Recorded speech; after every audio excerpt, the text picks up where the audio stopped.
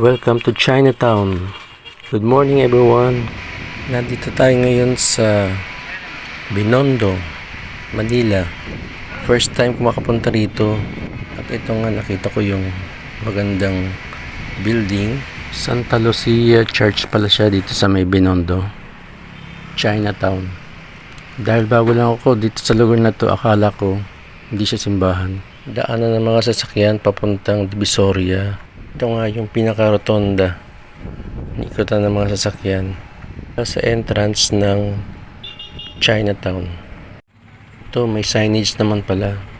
Ito yung pinaka front ng simbahan at tsaka ng park. Ito yung front na simbahan, nakikita mo siya dyan. Ito yung Binondo Church.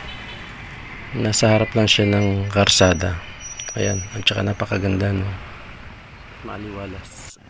At ito naman yung pinaka front niya. Ito yung harapan ng church. Ito yung park dito. Malawak to hanggang doon sa kabila. Ayan, nakikita mo siya dyan. Ayan, malapit na malapit siya. At sa entrance pa lang ng Binondo, makikita mo na tong restaurant na ito. Napakaraming customers. Napakahaba ng pila. Nagulat nga ako dahil nakita ko ang daming pumipila.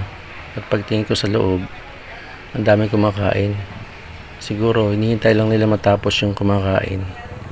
Tsaka sila yung papasok sa loob pagkatapos nun. At ito yung mga presyo. Ito yung pinaka nasa harap ka lang ng pintuan. Makikita mo.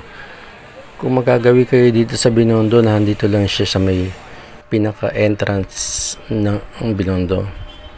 Sa bandang kaliwa. Pagpasok mo lang dito sa may Chinatown, nakikita mo natin yung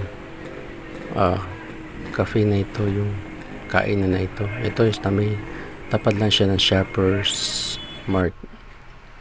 Kanya na pagpasok mo dito sa bandang kaliwa, makikita mo na siya. Hanggang dito lang tayo guys. Thank you for watching.